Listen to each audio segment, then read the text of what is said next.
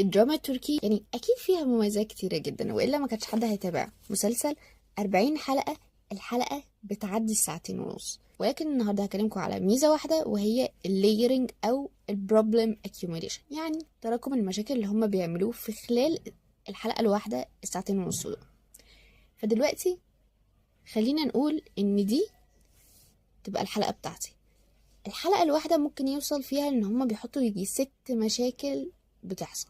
يعني مثلا بيحطوا بداية بتكون لحد ما غير متوقعة، لو هي متوقعة فبيحاولوا يخلوها يا إما بأسلوب جذاب يا إما بشكل مختلف.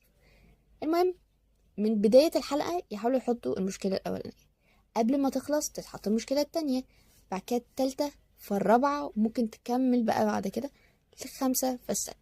والنهاية بيحاولوا إن هي تكون درامية، مشوقة، صادمة، أو غير متوقعة. ودي واحدة يمكن من أهم الحاجات برضو اللي بيعملوها عشان يشدوك إن أنت تكمل أصلا الحلقة اللي وراها.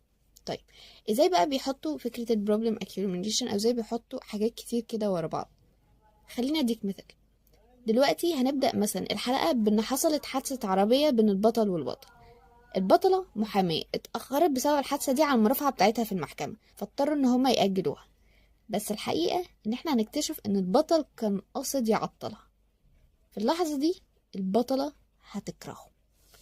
تاني حاجة إن هي أصلا يا دوبك بترجع العربية بتاعتها لقيت إن الأوراق